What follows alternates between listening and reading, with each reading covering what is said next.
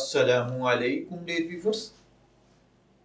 हमारा आज का टॉपिक है एक्सीडेंट में फौत होने वाले के लिए हर्जाना लेना।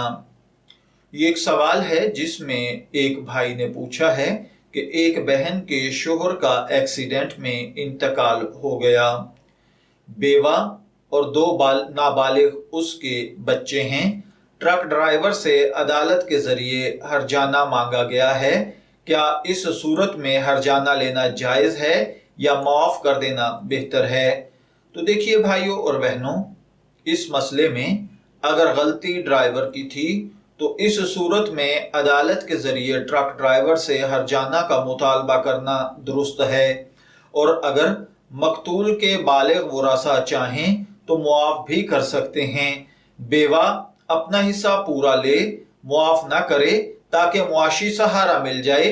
नाबालिग वरासा की तरफ से मुआफ़ी शरई तौर पर मोतबर नहीं, बल्कि उन्हें हर्जाना यानी दैयत में से पूरा हिस्सा मिलेगा और दैयत की रकम वरासा में शरई हिस्सों के हिसाब से तकसीम होगी। और अगर गलती ड्राइवर की नहीं थी तो फिर हर्जाना या तावान का मुतालबा करना दुरुस्त नहीं है। मैं दुआ गो हूँ कि अल्लाह ताला हमें इन बातों को समझकर इनके मुताबिक अमल करने की तौफीक अता फरमाए। इसी तरह का एक सवाल फतावा रहीमिया में भी दर्ज है।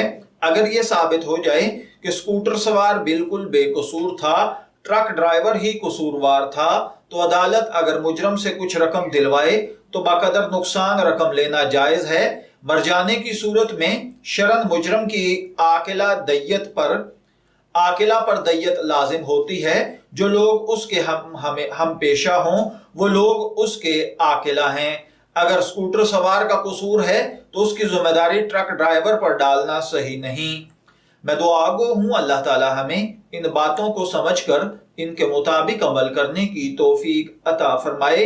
शब्बीर अहमद को इजाजत दीजिए, फिर हाजिर होंगे किसी नए टॉपिक के साथ। तब तक के लिए अल्लाह हाफिज।